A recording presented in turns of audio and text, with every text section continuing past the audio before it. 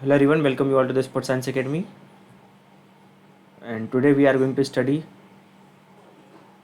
speed.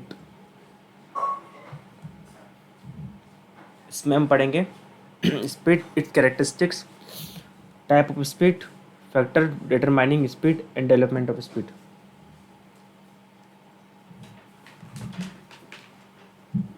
Okay, gate लगा दे. मैं जब चला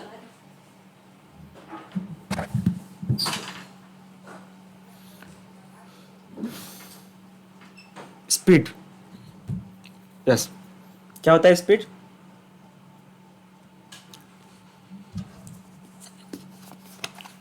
किसी भी काम को हम कितना स्पीड में करते हैं, मतलब कितना क्विकली करते हैं in respect of time. How much time we just cover, how much time we take to cover a particular distance, how much time we take to complete particular movement, or how much time we do to start any actions. मतलब it's related to time. The less time we consume, the more speed we have. है ना?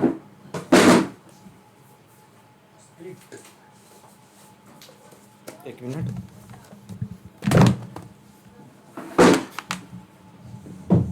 जितना कम हम time लेंगे उतना ज़्यादा speed होगा. Normally अगर हम फॉर्मूले के फॉर्म में देखें, फिजिक्स के फॉर्म में देखें, तो स्पीड का मतलब क्या है? Normally distance by time, right. तो जितना हम डिस्टेंस कवर करते हैं स्पेसिफिक पर यूनिट टाइम में, वही हमारी स्पीड होती है.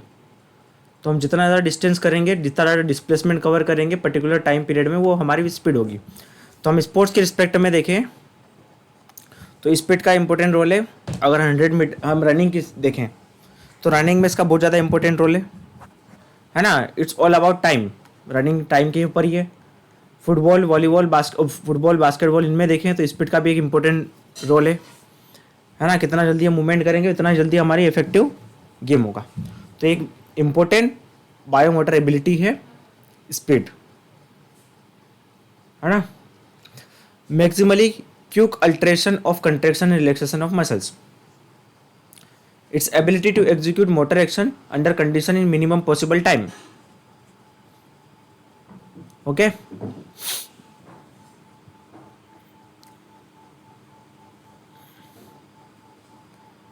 अब यहाँ पे क्या है, स्पीड का इंपॉर्टेंट रोल है नर्वस सिस्टम में.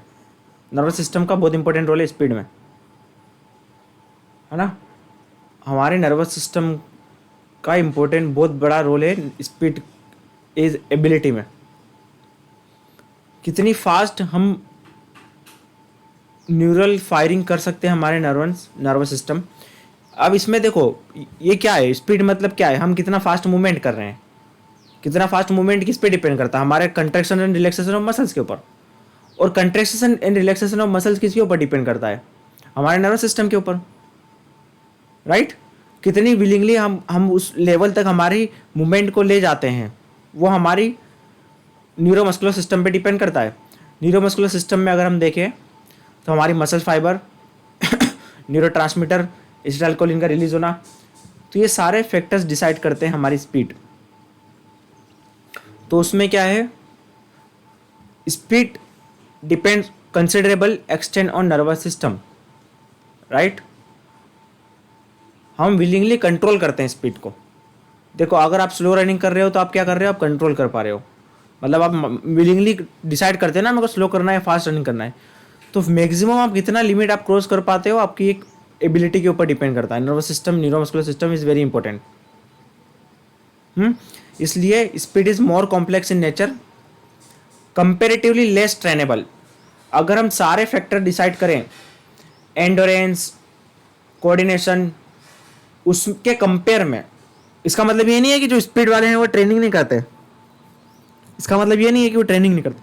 Comparatively to other factor, other component of physical fitness, speed is less trainable, है ना. somehow it is also depend on genetics, somehow it is innate power, innate ability. ठीक है. अब ये 100% नहीं है कि ट्रेनिंग की कोई ज़रूरत नहीं पड़ेगी, जो नेचुरल है वो पूरा नेचुरल है, नहीं. इसका मतलब ये है less trainable, comparatively less trainable, endurance के कंपेयर में, स्ट्रेंथ के कंपेयर में, या फिर कोऑर्डिनेशन के कंपेयर में स्पीड इज लेस ट्रेनेबल, ठीक है, as compare to strength and endurance.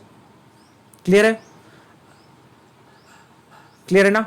The efficiency of nervous system which can be influenced only limited extent become a limiting factor in developing the speed.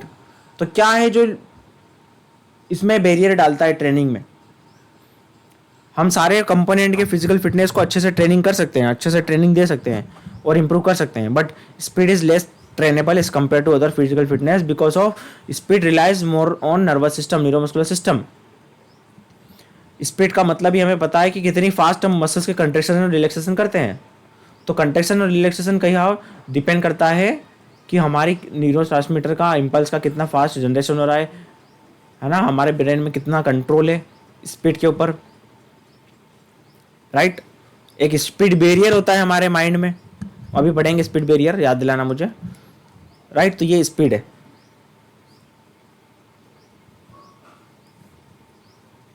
अब अगर हम straight line में 100 metre की sprint लगा रहे हैं सपोज, तो उसको हम 3 फेजेस में डिवाइड कर सकते हैं। सपोज आप 100 मीटर की स्प्रिंट लगा रहे हो, तो सबसे पहला आएगा एक्सलेरेशन फेज। एक्सलेरेशन फेज मतलब आप स्टार्टिंग क्या करोगे, रेस्ट पे रहोगे, तो आप क्या करोगे, चेंज इन वेलोसिटी। एक्सलेरेशन मतलब क्या होता है, नॉर्मली फिजिक्स में देखें, एक्सलेरेशन मतलब चेंज इन वेलोसिटी,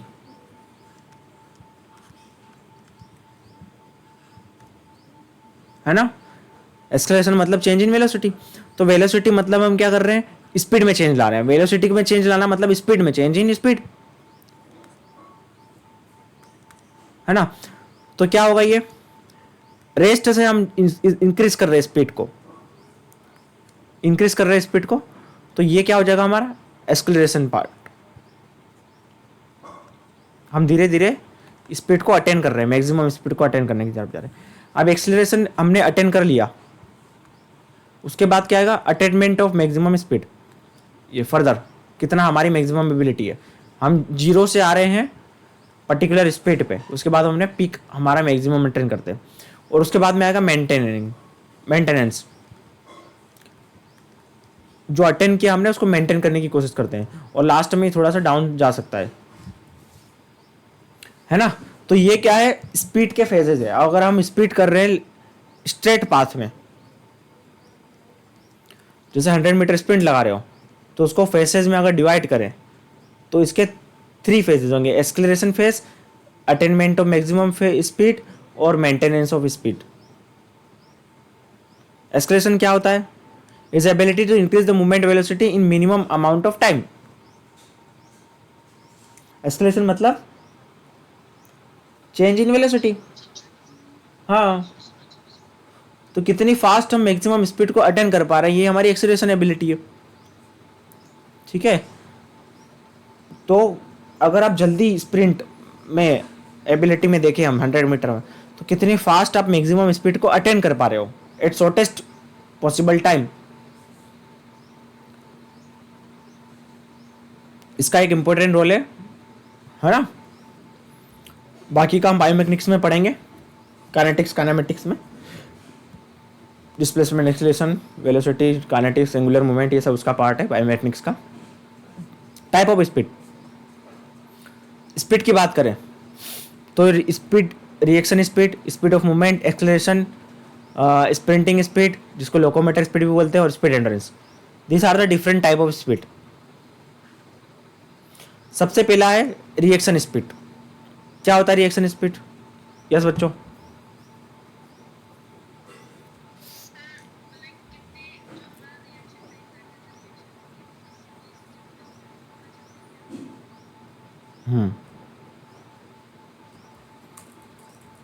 हमारा जैसे हमें कुछ भी स्टिमुलस मिला, कुछ भी कमांड मिली एक्सटर्नल इन्वायरमेंट से, तो उस कमांड पे हम कितना क्विकली रिस्पॉन्स करते हैं। अगर हम नॉर्मली देखें तो जैसे ये मेरा कमांड का फेज है, यहाँ तक जैसे ही मुझे कमांड मिली, ये क्या है, स्टिमुलस, जैसे यहाँ पे स्टिमुलस आया स्टिमुलस जैसे ही आया, स्टिमुलस से लेके हमारे मूवमेंट को स्टार्ट करने में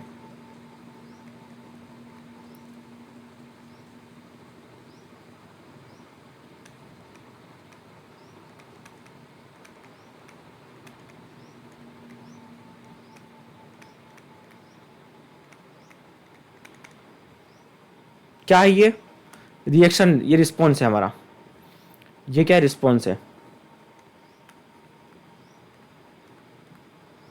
देख पा रहे हो, ये रिस्पॉन्स है। ये इन बीच का टाइम, ये कितना फास्ट है हमारा, रिएक्शन स्पीड का मतलब यही है। जैसे यहाँ पे स्टिमुलस आया, ये स्टिमुलस है, क्या ये स्टिमुलस मतलब कमांड जैसे मुझे मिला, कमांड मिलने के बाद से लेकर, कमांड मिलने से बाद से लेकर मैंने कब रिस्पॉन्स लिया, उस बीच के टाइम को बोलते हैं हम रिस्पॉन्स, रिएक्शन स्पीड। कि मैंने फर्स्ट स्टेप कब लिया, जैसे 100 मीटर स्प्रिंट परफॉर्मेंस है, तो हम जब स्टार्ट लेते हैं, बुलेट स्टार्ट या जो भी बेंच सिटिंग स्टार्ट लेते हैं, तो मुझे ऑन योर मार्क सेट और विसिल आ गई या फिर गन फायर हो गया, जो भी है। तो जो कमांड का लास्ट पॉइंट है और मैंने फर्स्ट स्टेप कब लिया, उस बीच का टाइम अगर फास्ट रहेगा तो हमारा रिएक्शन स्पीड फास्ट रहेगा। It is ability to response a given stimulus as quick as possible. समझ रहे हो? तो ये हमारा रिएक्शन स्पीड है। मेनली इसको कहां से देखा जाता है, रिएक्शन स्पीड को कहां देखा जाता है कि हमने मतलब कितना जल्दी किसी भी स्टिमुलस पर रिएक्ट किया, कितनी जल्दी रिस्पॉन्स किया। और मैं अगर स्पेसिफिकली देखूं कि वो टाइम पीरियड किस बीच का है, तो at the end of stimulus, मतलब कब स्टिमुलस एंड हुआ और कब आपका फर्स्ट मूवमेंट स्टार्ट हुआ, इस बीच को टाइम हम कितना कम टाइम लेते हैं। इसको जितना कम टाइम होगा, ये रिस्पॉन्स टाइम हमारा, ये जितना कम होगा, अगर किसी का ये है, देखो कितना, तो ये है रिस्पॉन्स, बहुत जल्दी कर दिया उसने, तो उसका रिस्पॉन्स टाइम अच्छा है, उसका रिएक्शन स्पीड अच्छा है। समझ पा रहे हो? इसने इतना टाइम लिया, पर्टिकुलर प्लेयर ने, ए वाले ने इतना लिया, बी वाले का ये है, इसका रिस्पॉन्स टाइम कम है, तो इसकी क्या बोलते हैं उनको, इसको रिएक्शन स्पीड अच्छी है। क्लियर है? Got it? ये डायग्राम बना लो, ऊपर वाला लिखो, रिएक्शन स्पीड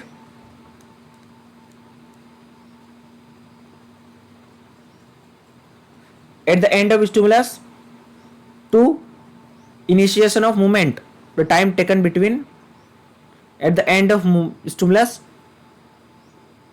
एंड भी हो सकता है और बोल सकते हैं फ्रॉम द बिगनिंग ऑफ, जब हम हमारे कान तक, जब हमारे टेक्टिकल एबिलिटी तक पहुंचा, जब हमने उसको रिस्पॉन्स, हमारे स्टिमुलस मिला, from stimulus to initiation of movement, this is the response time. Okay, the less the response time, the more will be the reaction speed। और ये बना लो, इसका डायग्राम बना लो, ऊपर वाला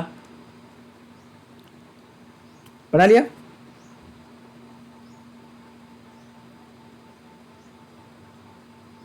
आगे बढ़े। नेक्स्ट है स्पीड ऑफ मूवमेंट।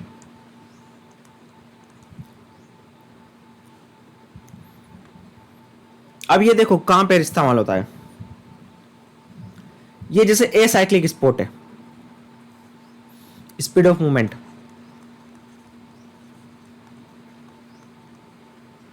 हम किसी भी पर्टिकुलर मूवमेंट को कितना फास्ट कर रहे हैं। स्पीड ऑफ मूवमेंट में क्या कर रहे हो, मूवमेंट में कितना टाइम ले रहे हैं, time taken to complete a particular movement, ये है हमारा speed of movement. It can be maximum speed of contraction of muscles or chain of muscles in a single course of movement, जैसे jumping, throwing, kicking, है ना। Normally ये किस type का, जैसे ए साइक्लिक स्पोर्ट्स होता है। देखो आपको मैं ए साइक्लिक और साइक्लिक स्पोर्ट्स में तो डिफरेंस पता ही होगा। साइक्लिक स्पोर्ट मतलब जैसे रनिंग हो गया, स्विमिंग हो गया, साइकिलिंग हो गया, इसमें एक रिपीटेड मूवमेंट होता है, एक ही मूवमेंट को बार बार रिपीट करते जाते हैं। है ना, क्या जैसे रनिंग हो गया, है ना, और क्या हो गया, स्विमिंग हो गया, या फिर साइकिलिंग हो गया, ये क्या है, सब साइक्लिक स्पोर्ट है। इसमें पर्टिकुलर मूवमेंट पैटर्न को हम रिपीट करते जाते हैं। और ए साइक्लिक स्पोर्ट्स मतलब क्या हो गया बच्चों, ए साइक्लिक स्पोर्ट्स में क्या आएगा, हाँ, कोई भी, फुटबॉल, बास्केटबॉल, वॉलीबॉल, जंपिंग, हम कुछ पैटर्न ऑफ मूवमेंट को करते हैं एक बार, बस किसी भी टेक्निक को एक बार परफॉर्म करते हैं, रिपीटेशन नहीं होता उसमें सेम चीज का, यह रिदमिक रिपीटेशन होता है। तो नॉर्मली ए साइक्लिक स्पोर्ट्स में स्पीड ऑफ मूवमेंट का इंपॉर्टेंट रोल है ना, स्पीड का ए साइक्लिक स्पोर्ट्स में इंपॉर्टेंट रोल है। हम किसी भी मूवमेंट को कितना फास्ट करते हैं, जैसे जंपिंग को, थ्रोइंग को, किकिंग को कितनी फास्ट कर रहे हैं हम, it depend on great extend on explosive strength and technique. अब एक इस पे डिपेंड करेगा, लिख लो एक्सप्लोजिव स्ट्रेंथ, और लिख लेना important for a cyclic sports and technique, heading डाल लो movement speed, speed of movement, and ऐसा लिख लो very important for a cyclic sports. Cyclic sports के लिए क्या है, लोकोमोटर इंपॉर्टेंट है, ये वाला, ये ज्यादा इंपॉर्टेंट है साइक्लिक स्पोर्ट्स के लिए, है ना। तो सिंगल पैटर्न को, पैटर्न ऑफ मूवमेंट को, how quickly we are performing. आपके सामने बॉल है फुटबॉल की, और आपके सामने 3-4 प्लेयर है अपोनेंट, तो आप उसको फेंट देके, उसको चकमा देके कितना जल्दी डायरेक्शन को चेंज करके आपके पार्टनर को फुटबॉल पहुंचाते हो, ये इसमें स्पीड ऑफ मूवमेंट का इंपॉर्टेंट रोल है। क्लियर है सबके लिए?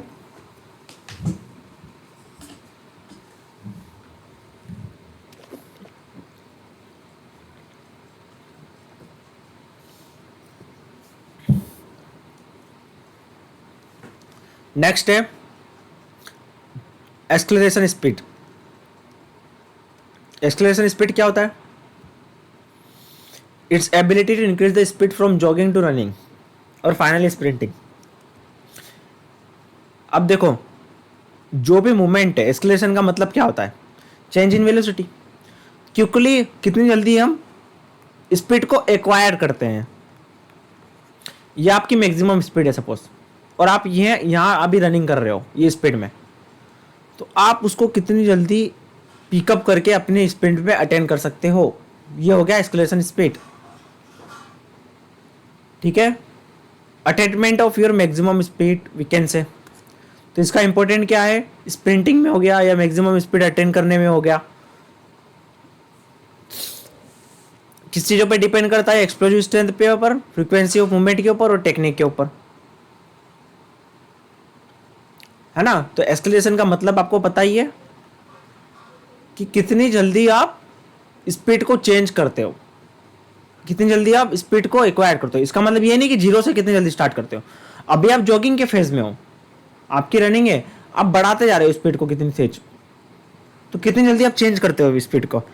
एक्सलेरेशन का मतलब क्या होता है, change in velocity by time, कितनी जल्दी करते हो आप। वेलोसिटी मतलब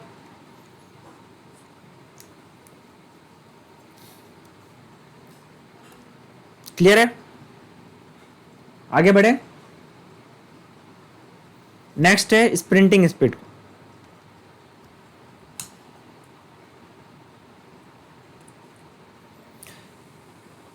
लोकोमोटर एबिलिटी भी बोलते हैं इसको, locomotor speed, ability to maintain maximum speed of locomotion.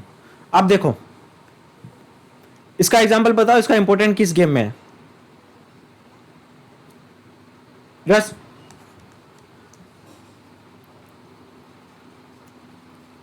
बताओ इसका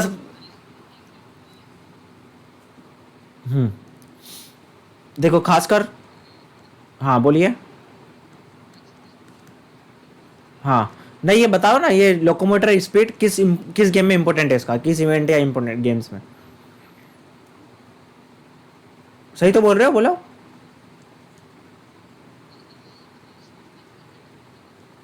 हाँ देखो, रनिंग इवेंट हो गया, साइकिलिंग इवेंट हो गया, कैनोइंग हो गया, कायाकिंग हो गया, है ना। कहने का मतलब क्या है, इसका इंपॉर्टेंस ज्यादातर साइक्लिक स्पोर्ट्स में है।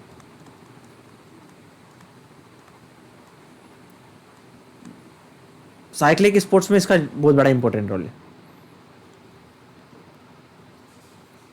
समझ रहे हो। इसका लोकोमोटर का एबिलिटी क्या है, आपने एक्सक्लेरेशन से, ये एक्सक्लेरेशन एबिलिटी है, एक्सक्लेरेशन स्पीड है, आपने मैक्सिमम स्पीड अटेन कर ली, आप उसको कितनी देर तक मेंटेन करके रखते हो। अब मेंटेन करना किस चीज में इंपॉर्टेंट है, आप फुटबॉल में तो लगातार भागते नहीं रहोगे ना, बास्केटबॉल में लगातार स्पीड आपने मैक्सिमम अटेन कर ली तो ग्राउंड कोर्ट क्रॉस करके भाग तो नहीं जाओगे ना बॉल को लेके आगे, प्लेयर को पास भी तो करना है। तो ए साइक्लिक स्पोर्ट्स में आपको कई बार मूवमेंट को ब्रेक करना होता है, आपका बहुत ज़्यादा acceleration D acceleration, change in movement, change in direction, fainting देना, मल्टीपल मूवमेंट आते हैं। तो ए साइक्लिक स्पोर्ट्स में इसका इतना इंपॉर्टेंट नहीं है, it is not much important in A cyclic sports, it is very important in cyclic sports where you have to maintain the maximum speed for prolonged period of time, जिसमें speed का ही खेल है, जिसमें timing का ही खेल है सब कुछ। तो रनिंग, साइकिलिंग, कैनोइंग, कायाकिंग, इस टाइप के स्पोर्ट्स में this all are the a cyclic, हाँ swimming, this all are the a cyclic cyclic sports. उसमें एक ही मूवमेंट को आपने अटेंड कर लिया और उसको रिपीट करते जाते हो। तो लिखो लोकोमोटर एबिलिटी, इसमें लिखना very important for cyclic sports, फिर आगे लिख लेना running, cycling, canoeing, kayaking, swimming, ये लिख लो। फिर लिख लो it is ability to maintain maximum speed of locomotion, लिखना हो तो ये लिख सकते हो। बाकी एग्जांपल साइक्लिक स्पोर्ट्स में इंपॉर्टेंट जरूर लिखो और इसके एग्जांपल लिख लो किस गेम में इंपॉर्टेंस है। क्लियर है एनीवन, एवरीवन?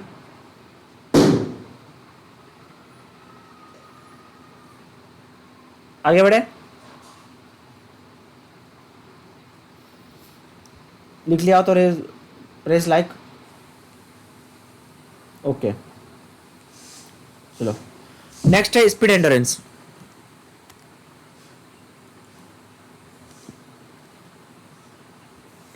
स्पीड एंडोरेंस जैसे बास्केटबॉल, ठीक है, आप स्पीड में स्पीड कितनी देर तक मेंटेन करके रखते हो, हाई स्पीड, हाई स्पीड को कितनी देर तक आप बिना थके मेंटेन करके रख सकते हो। It's ability to perform motor ability as quickly as possible under the condition of fatigue, इसको क्या बोलते हैं, स्पीड प्लस एंडोरेंस। 1500 मीटर है ना, the ability depend on anaerobic capacity, cycle factor and level of skill, ठीक है। और सारे जो भी स्पोर्ट्स हो गए, टीम स्पोर्ट्स हो गए, हैंडबॉल हो गया, है ना, फुटबॉल हो गया, कई बार इसमें हमें स्पीड में मूवमेंट करना रहता है, पर स्पीड तो करते हैं हम, पर लंबे टाइम तक स्पीड को मेंटेन करना रहता है हमें, ठीक है। तो ये क्या स्पीड एंडोरेंस हो गया। मिडिल डिस्टेंस रनिंग हो गई, दोनों का combination, middle distance running, speed का भी और एंडोरेंस का भी। हम कितने देर तक स्पीड को बिना थके मेंटेन करके रख सकते हैं। एंडोरेंस का मतलब ये नहीं है कि स्लो रनिंग का ही मतलब, हाई स्पीड को हम कितनी देर तक मेंटेन करके रख सकते हैं, ये भी तो एक अपने आप में एंडोरेंस है, राइट। तो that is a speed endurance.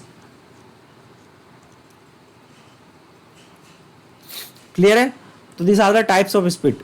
किसी को यहां पे तक, किसी को कुछ डाउट? चलो आगे बढ़ते हैं। Fundamental of speed. अब स्पीड किन चीजों पे किन फैक्टर्स पे डिपेंड करती है ना। मॉर्फोलॉजिकल स्ट्रक्चर, इसके पहले मैं आपको बता देता हूं कॉन्सेप्ट ऑफ स्पीड बैरियर। क्या होता है स्पीड बैरियर, सुना होगा आपने कई बार।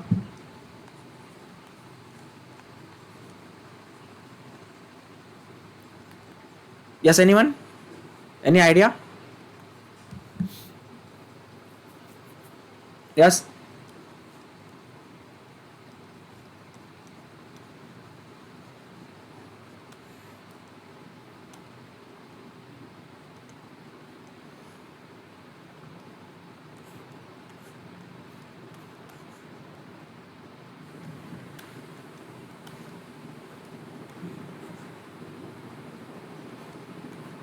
किसी को कुछ आइडिया है?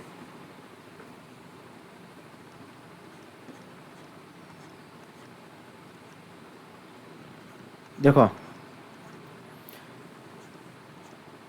आप जब स्पीड में रनिंग करते हो तो स्पीड किन चीज़ों पे डिपेंड करती है, बताओ?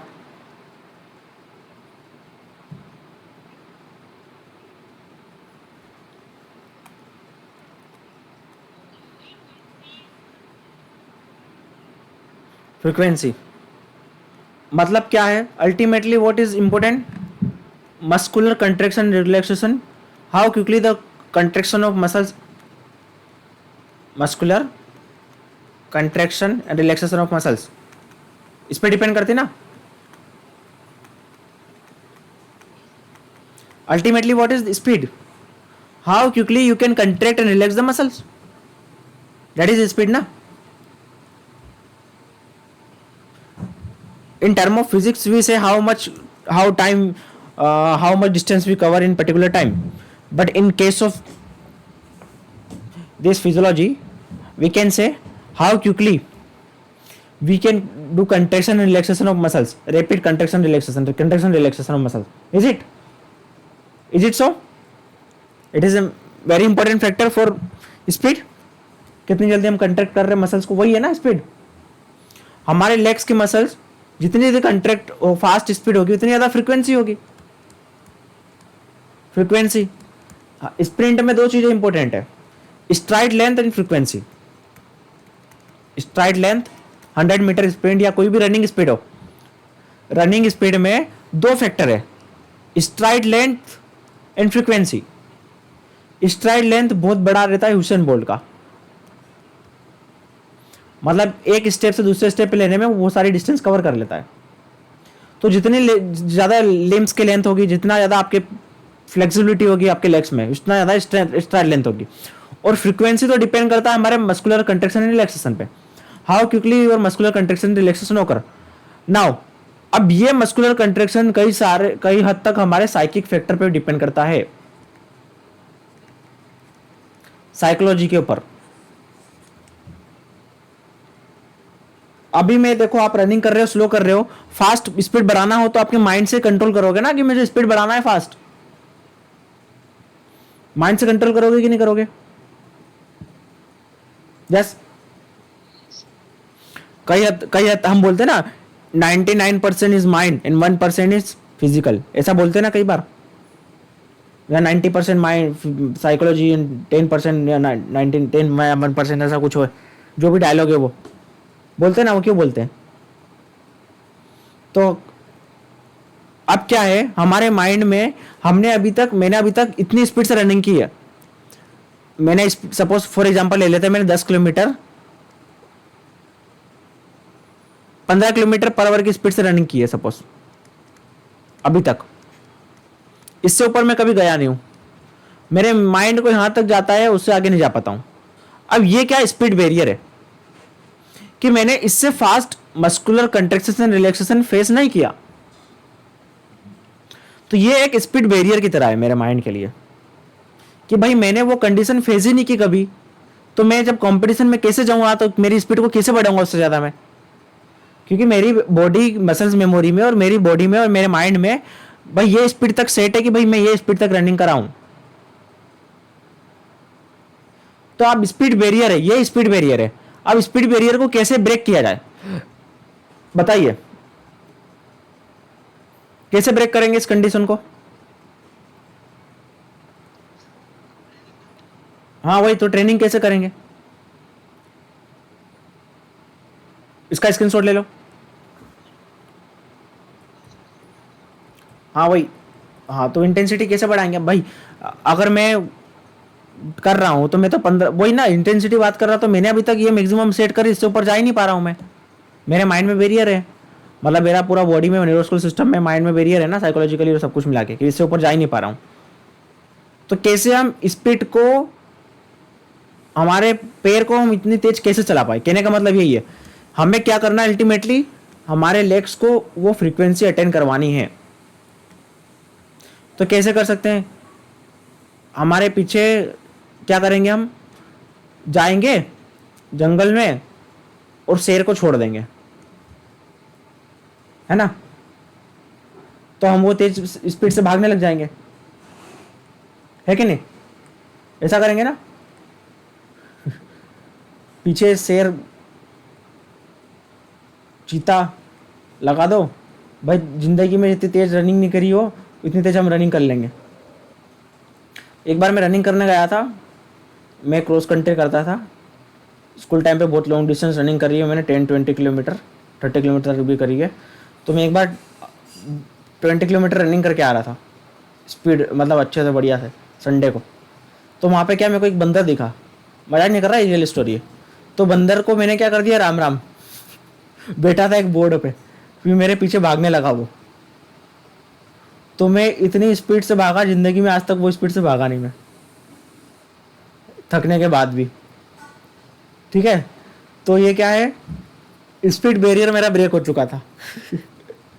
है ना, सच में बहुत तेजी से। अब वो भाई हमला करने के लिए आया होगा ना बंदर, ठीक है, खेत साइड गया था इधर की साइड, तो वहाँ बंदर बैठा था इधर आउट ऑफ सिटी। ठीक है, तो अब स्पीड बैरियर को कैसे ब्रेक कर सकते हैं, दो तरीके हैं। हाँ, कर सकते हैं ना। एक तो down hill,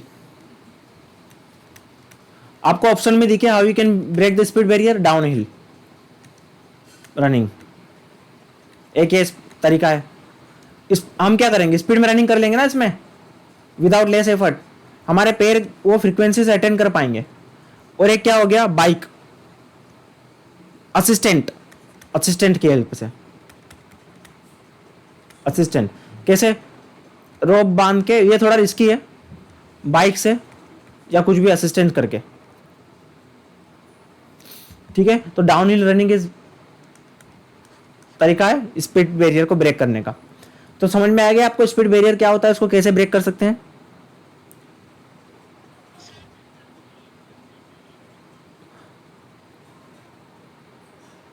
if you are running in a plain area versus from top to bottom, in which condition you can run very easily, मतलब कितना इजी होगा डाउन हिल करेंगे, if you perform down hill running your speed will be out of control ना। हाँ, you can attend maximum speed at downhill running from top to bottom if you are running, right? If you are running in a plane you may have some kind of limitations, but you if you are doing downhill running you can achieve more than your maximum ability. Although it is not from your own what you can say complete effort, but your legs movement will attain that level of speed which is not possible on the plane area. That much frequency can be attained while running on the downhill. Got it? एक treadmill भी कर सकते हैं, treadmill, treadmill, okay. So with the help of assistant, some kind of assistance that depend on the training and experience and all, there are few assistants like treadmill, downhill, or pulling with the bike, pulling with the bike or cycle with the help of rope. तो these are the assistants. So ये क्यों किया जाता है कि हमने experience करे, एक हाई लेवल की स्पीड हमारे लेग्स एक्सपीरियंस करें, इसलिए ये स्पीड बैरियर का काम। इससे ज़्यादा कुछ नहीं है, इससे ज़्यादा डिटेल में आपको आएगा नहीं। क्लियर है सबको? एवरीवन? किरण, मधु, शालिनी, क्लियर है speed barrier? Okay. Now speed depends on which of the following factors, morphological structure of muscle fibre, nervous system, regulating process of nervous system, what I told you, nervous system is very important, nervous, muscular strength, technique, elasticity, relaxation and capacity of muscles, phosphorus stores, psychic factors. Let's see one by one.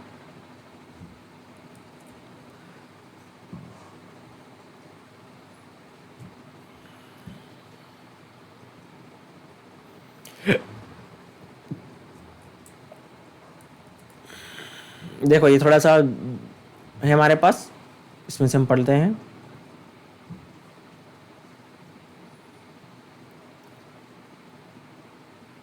कुछ additional information है। Untrained, अब देखो 100 metre में escalation speed की बात की थी हमने, हम आएंगे वो टॉपिक्स के ऊपर, तो ये एडिशनल इंफॉर्मेशन देख लेते हैं। एक मिनट,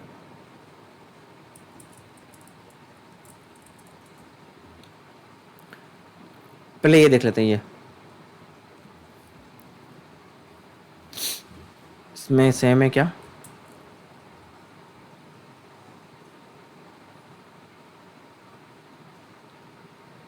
चलो ये वाला खत्म करने के बाद उस पर जाएंगे।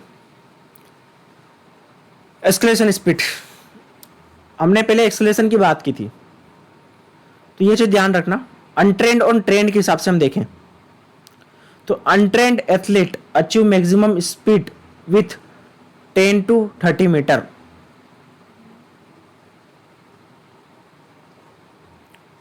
Highly trained sprinters do not attain maximum speed until around 80 meters. Remember this point. Untrained athlete बहुत जल्दी स्पीड को मैक्सिमम स्पीड अटेन कर लेते हैं और जल्दी से डाउन हो जाता है उनकी स्पीड।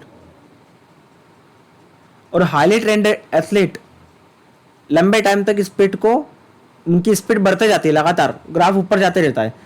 जो अनट्रेंड एथलीट है उनका ग्राफ 10 से 30 मीटर तक जाता है, उसके बाद में नॉर्मल बस हो जाता है। ये इनकी मैक्सिमम स्पीड है अनट्रेंड की। और ट्रेंड एथलीट्स की स्पीड है ना, लंबे टाइम तक बढ़ती रहती है, बढ़ती रहती है थ्रू आउट दिस प्रोसेस। और लास्ट में छोटा सा फेज होता है मेंटेनेंस का। मतलब क्या है, ट्रेंड एथलीट में एक्सेलरेशन फेज ज्यादा होता है। कहने का मतलब क्या है, इन trend athlete acceleration phase is much longer. Getting my point? In untrained athlete acceleration phase is very small. So if I ask you, acceleration phase in trained athlete is in compared to untrained athlete is much greater or less, तो आपका answer क्या होगा? acceleration phase, yes. Okay, got it my point? Untrained athlete easily achieve their maximum speed within 30 to 10 to 30 meter, 30-35 meter. और untrained athletes prolong increasing their speed 70-80 meter. So acceleration phase is much greater than untrained athlete in case of trained athlete. So maximum strength level of knee extensor. Knee extensor are very important in case of running, है ना। हमारा नी कितनी जल्दी contraction होके बाद में वापस STRIDE में नॉर्मल आता है, तो ये नी एक्सटेंसर है मसल्स। इसका हम बायोमेकेनिक्स में पढ़ेंगे हम। Energy system, second factor. ना फैक्टर्स की बात करें एक एक करके सारे फैक्टर्स। एनर्जी सिस्टम के बारे में आपको वो इंपॉर्टेंट पता ही है, glycolytic capacity, ATP PCR system, creatine phosphate का स्टोरेज, ठीक है। और क्या है, myokines enzymes activity, myokinase enzymes activity important role, जिसकी वजह से रेट ऑफ एटीपी सिंथेसिस बढ़ जाता है ना। Myokines activity, myokinase activity report in both short and long duration sprint. जो स्प्रिंट परफॉर्म करते हैं उनमें मायोकाइनेस की एक्टिविटी अच्छी देखी गई है। मतलब कितनी जल्दी उनके इसमें क्या बोलते हैं हम, एनर्जी का ब्रेकडाउन होता है ना। कितनी जल्दी हम उसमें एटीपी का सिंथेसिस होता है, एटीपी का ब्रेकडाउन होता है। एक मिनट,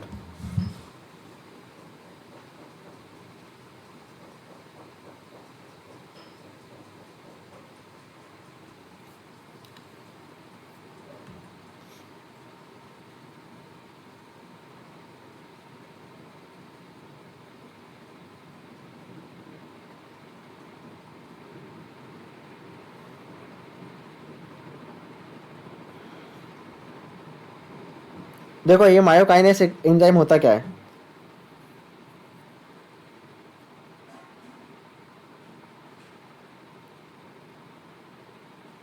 ये हमारे सेल्यूलर एनर्जी में बहुत इंपॉर्टेंट रोल है इसका। इसको और क्या बोलते हैं, मायोकाइनेस एंजाइम्स को और क्या बोलते हैं, एडिनलाइट एडिनलाइट काइनेस।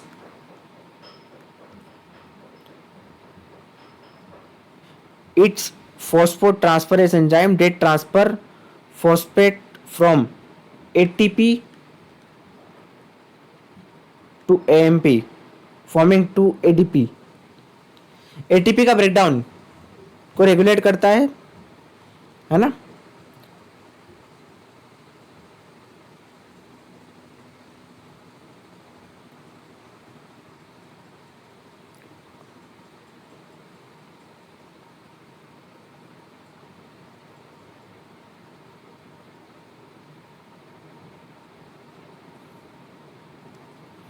क्लियर है। तो माइनोकाइनेस की एक्टिविटी अगर अच्छी रहेगी, विच में increase the rate of ATP synthesis, resynthesis, है ना। रीसिंथेसिस के लिए एटीपी पीसीआर सिस्टम में इसका इंपॉर्टेंट रोल है। माइनोकाइनेस एक्टिविटी इन शॉर्ट स्प्रिंटिंग और लॉन्ग डिस्टेंस रनिंग में इसका इंपॉर्टेंट रोल है, राइट। एनर्जी सिस्टम में अगर हम देखें तो, और ग्लाइकोजन फॉस्फोराइलेस, पीएफके एक्टिविटी फॉस्फोफ्रक्टोकाइनेस, ये एनर्जी सिस्टम में देखा था। ग्लाइकोजन फॉस्फोराइलेस हमने देखा था एनर्जी सिस्टम में, राइट। पीएफके एक्टिविटी, है ना। तो ये क्या है, रेट लिमिटिंग एंजाइम में पीएफके एक्टिविटी इंक्रीज हो जाती है, तो क्या होता है, एनर्जी का सिस्टम, एनर्जी का ब्रेकडाउन क्यों होता है, ठीक है। जल्दी आगे जो चेन है, ग्लूकोज की चेन, वो आगे की साइड में प्रोसेस होती रहती है। अगर पीएफ की एक्टिविटी कम हो जाएगी तो क्या होगा कि जो क्रेब्स साइकिल है और आगे की जो ग्लूकोज का ब्रेकडाउन है उसमें क्या हो जाएगा, बैरियर आ जाएगा, उसमें लिमिटेशंस आ जाएगा। तो ये रेगुलेट करता है ग्लाइकोलिसिस को और एनर्जी ब्रेकडाउन को।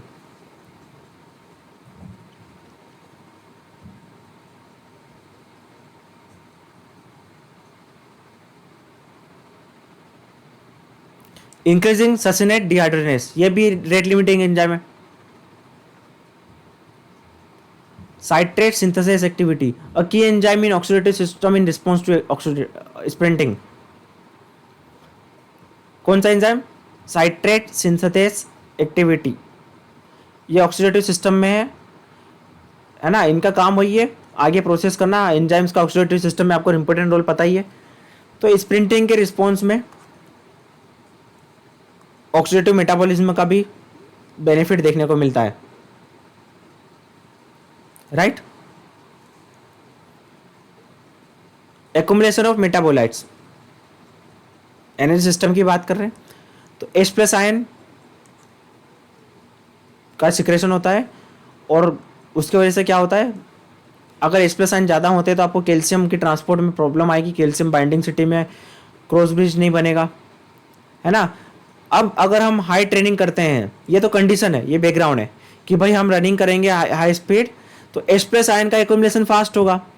Those who have study energy system will get to know, जैसे हम स्पीड में रनिंग करेंगे तो H प्लस आयन ज़्यादा एक्युमुलेट होते हैं। उसकी वजह से क्या है, पीएफ की एक्टिविटी और कैल्शियम में ट्रांसपोर्ट में या कैल्शियम के ट्रोपोनिन से बाइंडिंग में प्रॉब्लम होगी, तो क्या होगा, मस्कुलर कंट्रैक्शन में प्रॉब्लम होगी, फाइनली क्रॉस ब्रिज नहीं बनेगा। But high intensity interval training करने से क्या होगा, हमारी बफरिंग कैपेसिटी बढ़ती है। हाई इंटेंसिटी इंटरवल ट्रेनिंग करने से क्या होगा, बफरिंग कैपेसिटी। अब लास्ट क्लास में मैंने आपको बताया था बफरिंग कैपेसिटी क्या होता है, एनर्जी सिस्टम में भी क्या बोलते हैं उसको, रेस्पिरेटरी सिस्टम में भी बताया था आपको मैंने बफरिंग कैपेसिटी क्या होता है। बफरिंग कैपेसिटी ज़्यादा होना मतलब हम एसिड को कितना जल्दी नॉर्मलाइज कर रहे हैं, हम एसिड के इन्फ्लुएंस को कम कर रहे हैं बफरिंग कैपेसिटी से, बफरिंग एजेंट से, ठीक है। तो इससे क्या होगा, जो H प्लस आयन एक्युमुलेट हुए हैं हमारी बॉडी में उसका इफेक्ट इतना नहीं होगा, गॉट इट। तो हाई इंटेंसिटी इंटरवल ट्रेनिंग से क्या होता है, हमारी बफरिंग कैपेसिटी, लैक्टेट टॉलरेंस, ये क्या है, बढ़ता है। न्यूरोमस्कुलर सिस्टम की बात करें, अनदर फैक्टर, इसमें क्या है इंपॉर्टेंट न्यूरोमस्कुलर सिस्टम में, मसल्स का टाइप 2 फाइबर, या फिर large motor unit. Large motor unit का मतलब आपको बताइए, वाइड मसल फाइबर, ठीक है, जो कि बहुत इंपॉर्टेंट रोल प्ले करते हैं मस्कुलर कंपोजिशन में। मसल नर्वस सिस्टम में मसल्स कंपोजिशन की बात करें तो if you have large amount of type 2 muscle fibre और wide muscle fibre, then speed of contraction will be more. Neural factor, motor unit, motor unit का सिक्रू क्या क्या इसमें आएगा, न्यूरल फैक्टर में क्या क्या आएगा, motor unit, synchronization of motor unit और रेट कोडिंग, ये तीनों फैक्टर्स है। जैसे स्ट्रेंथ में इंपॉर्टेंट है, वैसा क्या बोलते हैं उसको, स्पीड में भी इनका इंपॉर्टेंट है। लास्ट क्लास में हमने पढ़ा था rate coding, motor unit requirement क्या होता है, ठीक है।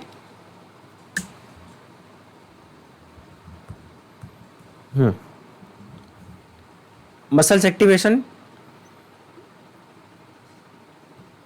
ट्रेनिंग करने से हम मोटर टाइप 2 मसल फाइबर का रिक्रूटमेंट जल्दी कर सकते हैं, अच्छे से कर सकते हैं, ठीक है। बैलिस्टिक एक्सप्लोजिव ट्रेनिंग करने से क्या होता है, एडेप्टेशंस होती है जिससे हम टाइप 2 मसल फाइबर का रिक्रूटमेंट इजीली कर सकते हैं। Got it. Stress reflex, stress reflex आपको मैंने बताया था कि it is not automatic contraction of muscles. जब हम मसल्स कंट्रैक्शन रिलैक्सेशन करते हैं तो क्या होता है, मसल स्पिंडल क्या करते हैं, मसल्स को नॉर्मलाइज करते हैं जल्दी से। तो स्ट्रेस रिफ्लेक्स से क्या होता है, इसका हम अगर स्पोर्ट्स में बेनिफिशियल इस्तेमाल करें तो स्पीड ऑफ कंट्रैक्शन में इसका इंपॉर्टेंट रोल हो सकता है। It increases the force of contraction. जैसे आपको मैंने बैक स्विंग का एग्जांपल दिया था टेनिस में, कि हम बैक स्विंग लेंगे जितनी फास्ट तो उतनी फास्ट रिस्पॉन्स आएगा और उतनी फोर्सफुल आगे की साइड में हमारा शॉट लगेगा। जैसे हम बैक स्विंग लेंगे, जैसे इलास्टिक रबड़ है, इलास्टिक रबड़ को हम जितना पीछे खींचेंगे उतना फोर्सफुल वो वापस अपनी जगह पे आएगा। वैसे स्ट्रेस रिफ्लेक्स का काम है, मसल्स को हम जब स्ट्रेस करेंगे तो कंट्रैक्ट इतनी फास्ट होगी वो। तो स्प्रिंट में हम क्या करते हैं, हमारे लेग्स क्या होते हैं जब स्ट्रेस होते हैं, जब हम स्ट्राइड्स को ओपन करते हैं, स्ट्राइड्स को हम ओपन करेंगे तो ये जब स्ट्राइड्स लेंथ हमारी बढ़ती है तो वो जब शॉर्टनिंग होगा वो फास्ट होगा, क्यूकर होगा और फोर्सफुल होगा। तो स्ट्रेस रिफ्लेक्स का भी इसमें इंपॉर्टेंट रोल है। मसल स्पिंडल एक्टिविटी का इसमें सेंसिटिविटी पर रोल है। अब आपको अगर ये नहीं पता तो नर्वस सिस्टम की वीडियो देखिए, स्ट्रेस रिफ्लेक्स को हमने अच्छे से डिटेल में पढ़ा है, कैसे होता है क्या होता है। It's all about protective response in case of stretching of muscles, over stretching of muscles. तो स्पिंडल की रिस्पॉन्सिबल है स्ट्रेस रिफ्लेक्स के लिए। मसल स्पिंडल डिटेक्ट करता है लेंथ में चेंजेस में मसल्स के। टेंडोमस्कुलर stiffness appear to decrease in contact time during the support phase of sprinting by increasing the rate of force development and peak force generated during this time। अब जो tendon की stiffness है, टेंडोमस्कुलर stiffness, अगर ये जो tendon हमारे strong रहेंगे, training करके हम हमारे जो टेंडन मस्कुलर स्टिफनेस अगर रहेगी तो उससे क्या होगा, कॉन्टेक्ट टाइम हमारा कम रहेगा ग्राउंड से, हम क्विकली रिस्पॉन्स कर पाएंगे। जैसे आपको पता है कि जो मूवमेंट होता है उसमें टेंडन्स का बहुत बड़ा इंपॉर्टेंट रोल है, क्योंकि जो मसल्स के कनेक्टर रहते हैं वो, तो जो फोर्स ट्रांसफर होता है मसल से बोन में, आखिर हम फोर्स तो ट्रांसफर कर रहे हैं ना, तो वो होता है टेंडन के थ्रू। जो मसल से एक मसल से दूसरे मसल्स में या फिर दूसरी बोन में जो फोर्स ट्रांसफर होता है वो टेंडन के रूप में होता है। टेंडन मिडिल का पार्ट है जो कनेक्ट करता है मसल्स को बोन से। तो टेंडन का फोर्स अगर हमारा स्ट्रॉन्ग रहेगा, टेंडोमस्कुलर स्टिफनेस, इससे क्या होगा, अब जब हम स्ट्राइक करेंगे ग्राउंड पे तो क्विकली हम क्या करेंगे, हमारा जो कांटेक्ट टाइम है वो डिक्रीज होगा, और वो स्प्रिंट के लिए इंपॉर्टेंट है। कांटेक्ट टाइम जितना कम होगा, जितनी टाइम तक ग्राउंड पे हमारा पैर रहेगा उतना हमारे लिए अच्छा है। हम जितनी जल्दी क्विक कांटेक्ट करके उठा ले तुरंत और आगे के नेक्स्ट स्टेप ले ले, वो इतना बेनिफिशियल है रनिंग में। तो टेंडोमस्कुलर stiffness appear to decrease the contact time during support phase of sprinting. That is a beneficial, that is a positive thing, है ना। उससे क्या होगा, रेट ऑफ फोर्स डेवलपमेंट भी इंक्रीज होगा। क्लियर है, आपको समझ में आ रहा है ये? समझ में आ रहा है everyone? Are you getting my point? Neeraj, Jaikant, Madhu, कोई डिफिकल्ट है इसमें, कुछ समझ में नहीं आ रहा तो पूछना है। इसमें देखो जो कॉन्सेप्ट है ना, कुछ कुछ ये चीज़ें ऑलरेडी हमने पढ़ी लिखी है, इसलिए मैं इसको एक एक चीज़ को बहुत ज़्यादा वो नहीं दे रहा हूँ। नेक्स्ट है न्यूरल फटिक। न्यूरल फटिक की अगर हम बात करें तो क्या है भाई न्यूरल फटिक में? न्यूरल फटिक अगर होगी तो हमारा स्ट्राइड रेट फ्रीक्वेंसी क्या हो जाएगी, कम हो जाएगी। फ्रीक्वेंसी कम हो जाएगी, क्या होगा, जो रेट कोडिंग है, जितनी फास्ट हम मस्कुलर कंट्रेक्शन कर पा रहे थे वो नहीं कर पाएंगे अगर हमारे न्यूरल फटिक होगी तो, है ना। न्यूरल फटिक का मतलब ये नहीं है कि नर्व थक गए, nerve can not fatigue, neuron can not fatigue. Neuro fatigue का मतलब ये है कि बहुत सारे चेंजेस अपने को देखने को मिलते हैं, न्यूरोट्रांसमीटर्स में चेंजेस देखने को मिलते हैं, एसिटाइल कोलिन खत्म हो जाता है ना। और क्या क्या होता है, एंटेरियर ग्रे हॉर्न, आपको मैंने बताया था साइट ऑफ फटिक अलग अलग बताई थी, तो वो साइट ऑफ फटिक में चेंजेस देखने को मिलता है, अल्ट्रेशन देखने को मिलता है, जिससे क्या होता है कि मस्कुलर कंट्रैक्शन रिलैक्सेशन में हमें कमी देखने को मिलती है, मतलब फ्रीक्वेंसी या स्ट्राइड रेट कम हो जाता है न्यूरल फटिक की वजह से। As we run 100 meter progression reduction in recruitment rate probably occur as a result of less optimal output from the motor cortex. 4.9 to 8.7% reduction in muscle activation noticed once the maximum has been achieved in 100 meter. अगर आपने एक बार 100 metre की speed लगा ली तो 4 से लेके 8% तक का मसल्स एक्टिवेशन आपको कम देखने को मिलेगा। वो क्यों है? Because of fatigue of neuromuscular junction, because of decrease in firing rate, decreasing recruitment, higher threshold of motor unit recruitment. मतलब अगर आपने एक बार आपका 100% दे दिया तो आपको न्यूरल फटीग हो सकती है, और वो न्यूरल फटीग की वजह से आपका जो मसल्स का रिक्रूटमेंट है वो कम हो जाएगा, न्यूरोमस्कुलर जंक्शन में फटीग देखने को मिलेगी, रेट कोडिंग या फिर फायरिंग रेट में कमी देखने को मिलेगी, इंपल्स इतना जनरेशन अच्छे से नहीं होगा, ठीक है। 4 से 8% तक की न्यूरल फटीग अपने को देखने को मिल सकती है if you just attend maximum speed, and if you doing it again तो there may be chances of reduction in speed due to neural fatigue. हमारे नर्व थक चुके हैं, एक बार हमने लगा दी 100%। क्लियर है? या फिर हमने प्रीवियस डेज में ओवर ट्रेनिंग कर ली हो, पास्ट फ्यू सेशन हमारे बहुत ज़्यादा ओवर ट्रेनिंग की हो, इसलिए कंप्लीट रिकवरी लेके परफॉर्मेंस देने जाते हैं हम। Technical non support face. अब रनिंग की बात करें हम तो हमारे सपोर्ट फेस और नॉन सपोर्ट फेस होता है। जब ग्राउंड पे कांटेक्ट होता है पैर तो वो सपोर्ट फेस है ना। तो recovery and ground preparation non support face किस लिए है? सपोज लेग हमारा हवा में है तो वो लैंडिंग करने जा रहा है ग्राउंड पे पैर, ठीक है। तो ये सपोर्ट फेस में क्या होगा, जैसे ही हम लैंडिंग करेंगे eccentric braking and concentric propulsion सबफेस,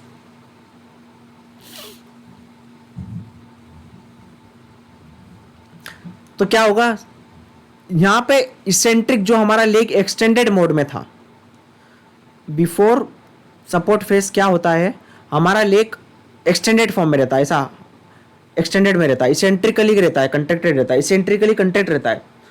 जैसे ही हम ग्राउंड पे स्ट्राइक करते हैं इसेंट्रिक ब्रेक हो जाता है और कंसेंट्रिक स्टार्ट हो जाता है सपोर्ट फेस में, समझ रहे हो?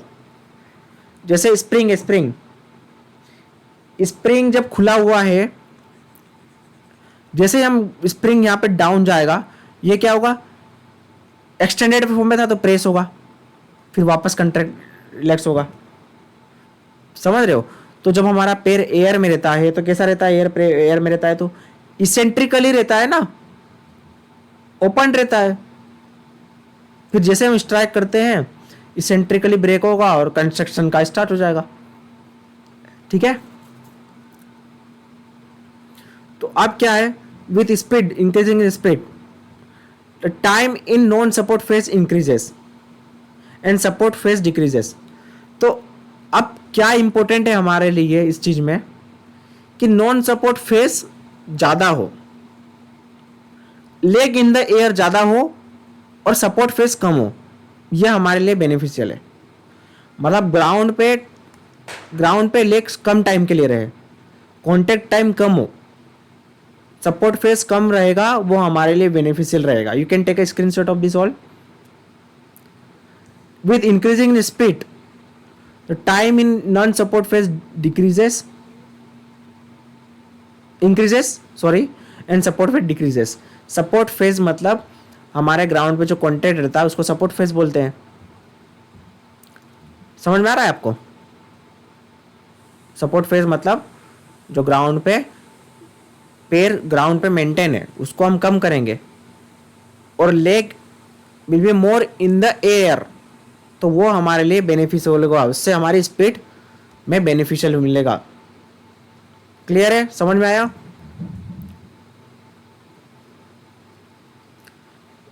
अब अगर हम स्ट्राइड लेंथ और स्ट्राइड रेट की बात करें, are you getting my point everyone? Palak, Madhu, clear है, समझ में आ रहा है सब कुछ? if we talk about stride length versus stride rate, तो stride rate are more trainable comparatively। मैं मना नहीं कर रहा हूँ कि नहीं ट्रेन कर सकते, ये नहीं कर सकते, यहाँ पे हम कंपेरेटिवली बात कर रहे हैं। स्ट्राइड रेट को ज़्यादा इंप्रूवमेंट ला सकते हैं, scope of improvement are more in stride length in case of beginners. But stride length क्या है, ये कहीं हद तक हमारी इनेट एबिलिटी के ऊपर भी डिपेंड करती है। इनेट एबिलिटीज मतलब जो ऑलरेडी है, जैसे हमारे लिम्स की लेंथ। स्ट्राइड लेंथ किनके ऊपर डिपेंड करता है? जितने लंबे आपके पैर होंगे उतनी ज़्यादा स्ट्राइड लेंथ होगी। एक तो फ्लेक्सिबिलिटी को तो चलो ठीक है, वो वाला पार्ट हम ट्रेनिंग कर लेंगे, फ्लेक्सिबिलिटी। स्ट्राइड लेंथ किन पे डिपेंड करता है? फ्लेक्सिबिलिटी के ऊपर। ठीक है, और किसके ऊपर डिपेंड करेगा? आर्म्स और लेग के लेंथ के ऊपर, है ना? तो फ्लेक्सिबिलिटी वाला ट्रेनिंग हमने कर लेंगे, पर लेग की लेंथ तो बढ़ा नहीं सकते। जिसके पैर छोटे छोटे हैं, छोटे छोटे पैर हैं, तो क्या उसकी स्ट्राइड लेंथ हम बढ़ा सकते हैं क्या? नहीं ना। जो छोटी हाइट का है, छोटे से पैर हैं, तो क्या उसकी स्ट्राइड लेंथ हम बढ़ा सकते हैं? नहीं। उसके लिए क्या जरूरी है? उसके लिए स्ट्राइड रेट ज़्यादा जरूरी है। फ्रिक्वेंसी, आपने छोटे छोटे देखा होगा जो बोने टाइप के रहते हैं, वो स्पीड में भाग रहे हैं पर उनके पैर बहुत तेज चलते हैं, स्टेप छोटे छोटे होते हैं, है ना? ठीक है, तो वैसे ही हर किसी में STRIDE rate is more trainable.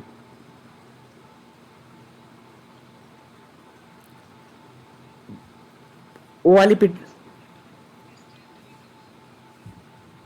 क्यों ज़्यादा होगी स्ट्रेंथ? वो तो इंडिविजुअल है ना, स्ट्रेंथ का फैक्टर तो इंडिविजुअल है। वो तो देखो, उनके पास ऑप्शन नहीं बचा तो फिर तो वही करना पड़ेगा ना। अब पैर छोटे छोटे हैं तो फिर तेज कैसे भागे? फ्रिक्वेंसी बढ़ाना पड़ेगा। है कि नहीं?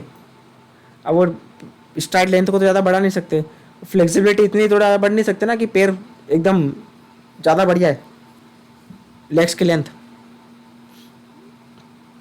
ऐसा है। देखो ये कुछ एमसीक्यूज थे। Characteristics of sports training, objectives, personality development, physical development, ये कैरेक्टरिस्टिक्स है। Sports training oriented, individual matter planned in systematic, scientific process, sports training education process, development exploration of sports person, control process, ये सब characteristics है। Control process है ना, process of individual hidden talent, process of perfection, तो ये सारे characteristics है। तो एक बार कैरेक्टरिस्टिक्स देख लेना क्या क्या स्पोर्ट्स ट्रेनिंग के हैं, जैसे हमने पढ़ा था कुछ कुछ, बाकी बुक में देख लेना। ऑब्जेक्टिव्स क्या है स्पोर्ट्स ट्रेनिंग के? Personality development, physical development, skill and technical development, tactical and mental development. ये है ऑब्जेक्टिव्स स्पोर्ट्स ट्रेनिंग के। ठीक है। Strength is important part of motor ability, technical skill and strategic action. नहीं,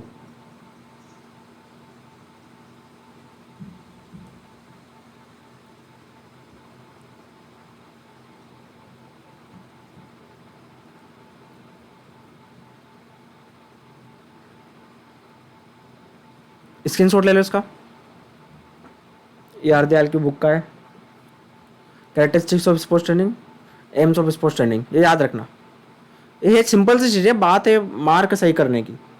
चीज़ें तो बहुत सिंपल सी है, आप इसको मार्क सही कर लो एमसीक्यूज में, वो हमें देखना रहता है।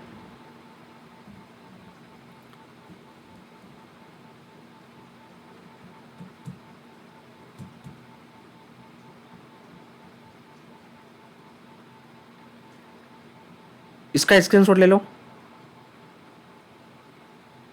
It's about sports authority of India. आप सामने खुल गया है तो देख लेते हैं, देख लेते मतलब स्क्रीनशॉट ले लो, इसका रट लेना, पढ़ाने जैसा कुछ है नहीं इसमें।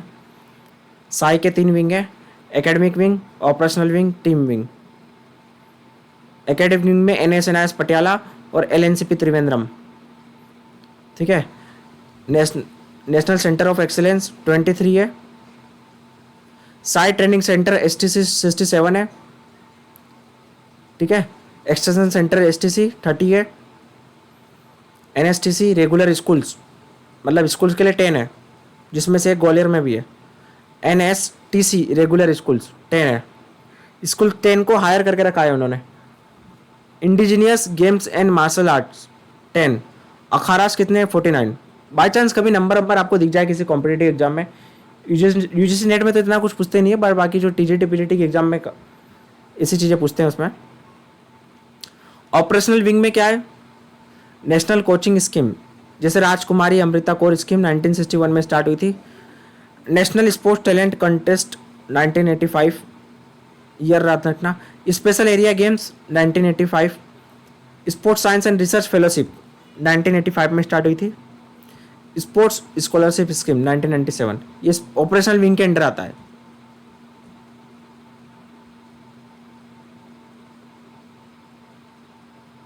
ये अलग से हम पढ़ेंगे, पेपर 1 की यूनिट में अलग से हम सारी चीज़ें पढ़ लेंगे। ये अपना LNIP PM जोसेफ फाउंडर है, स्क्रीनशॉट ले लो।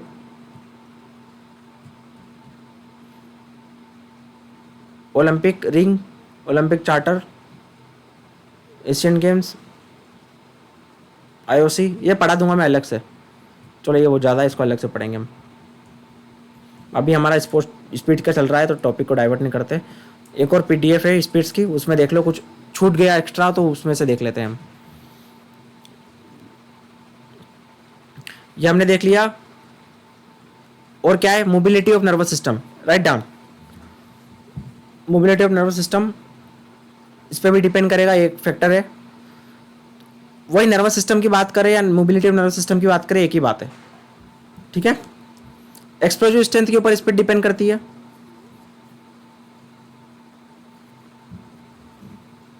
टेक्निकल एबिलिटी, बायोमैकेनिकल रिजर्व, ये सारी चीज़ हमने पढ़ ली। साइकिक फैक्टर, स्पीड की ट्रेनिंग। अब ये देख लेते हैं ट्रेनिंग कैसे होती है स्पीड्स की। Just 1 minute, water break.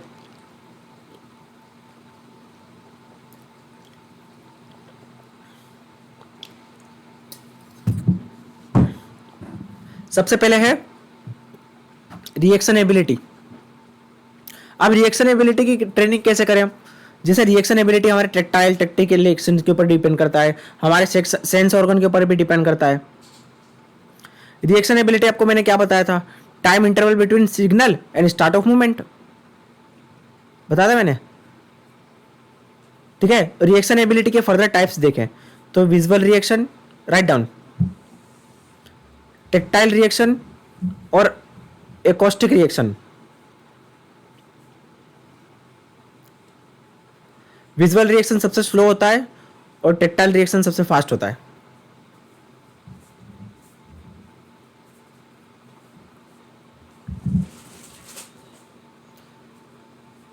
जो हम सुन के करते हैं,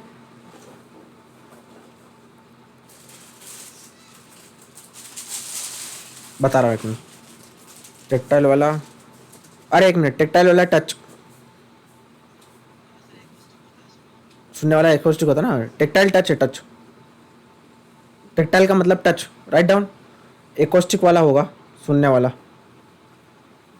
कनेक्ट विद साउंड, लिख लो ये साउंड, हियरिंग। एकोस्टिक रिएक्शन, और सबसे फास्ट कौन सा है? टेक्टाइल वाला, टच वाला रिएक्शन। और सबसे स्लो क्या है? विजुअल रिएक्शन सबसे स्लो होता है,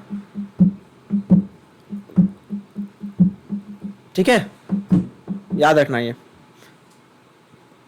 if I ask arrange the reaction time, reaction, various type of reactions according to its split from fast to slow, तो सबसे पहले क्या आएगा? टेक्टाइल, फिर अकोस्टिक, फिर विजुअल, करेक्ट। चलो, reaction, simple reaction ability, complex reaction ability, orienting ability. अब देखो, रिएक्शन एबिलिटी अगर हम नॉर्मल बात करें स्प्रिंट टैंक वगैरह में, तो वो तो नॉर्मल हमारे टेक्टाइल रिएक्शन और इन पे डिपेंड करता है, हमारी एकॉस्टिक एबिलिटी के ऊपर, रिस्पॉन्स के ऊपर। बट हम स्पोर्ट्स में बात करें रिएक्शन एबिलिटी, तो हमारे एंटीसिपेशन ऑफ मूवमेंट के ऊपर भी डिपेंड करता है, एंटीसिपेटरी एबिलिटी के ऊपर। सामने से सपोज बॉल आई, आप टेनिस खेल रहे हो, टीम गेम में देखें या टेनिस, फुटबॉल में देखें या टेनिस में देखें, सामने से बॉल आई, आपने उसका रिस्पॉन्स कितनी डिपेंड कर पा रहे हो, या आपकी फिटनेस के ऊपर तो ठीक है ये सारी चीजें, बट आपका उसका एंटिसिपेशन कैसा है उसके ऊपर, कि बॉल कहाँ पर टप्पा खाएगी, कहाँ से बाउंस होगी, तो ये चीजें एक्सपीरियंस के थ्रू आती है। क्लियर है? उस केस में females have longer reaction time as compare to man. All elite sprinter have average reaction time of 0.12 second, लिख लो 0.12 सेकेंड स्प्रिंटर्स का एवरेज रिएक्शन टाइम है, right down this. If I ask the average reaction time of sprinters 0.12 second, मतलब वो start करने में जैसे command आती है वो इतना टाइम लेते हैं अपना रिस्पॉन्स करने के लिए, तो आपको नॉर्मल डेटा पता होना चाहिए, रेंज। अभी अगर ऑप्शन में 0.15 दे दे तो वो भी आप मार्क कर सकते हैं, अप्रोक्सीमेटली इसके आसपास वाला। अब इसको कैसे मेथड करें, इंप्रूव कैसे करें रिएक्शन टाइम को?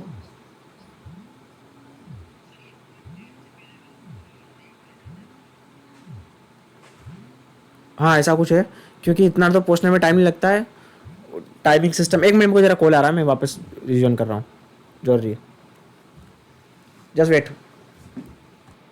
हेलो, आवाज़ आ रही है सबको? हेलो, आवाज़ आ रही है सबको?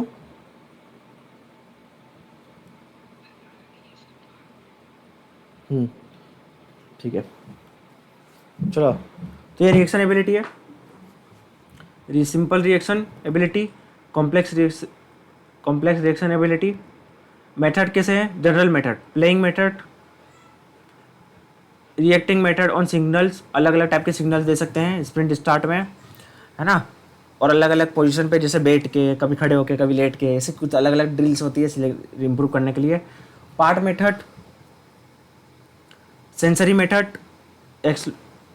जो इंपॉर्टेंट होगा वो बताते जाऊंगा आपको मैं। कॉम्प्लेक्स रिएक्शन एबिलिटी किन के ऊपर डिपेंड करती है? Anticipation and selection of correct response.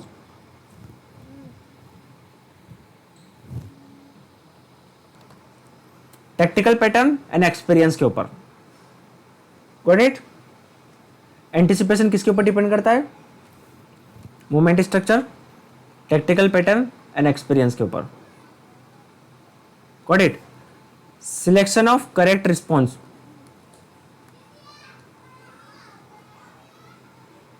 ठीक है, ये सारे फैक्टर्स हैं। नेक्स्ट है एक्सेलरेशन एबिलिटी।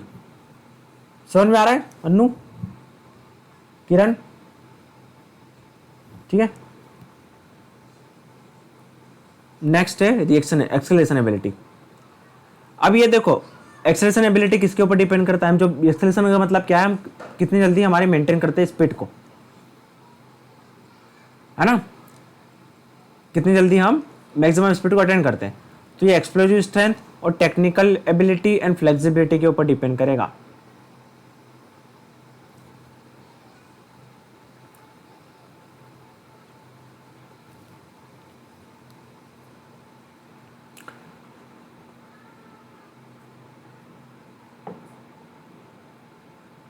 Load parameter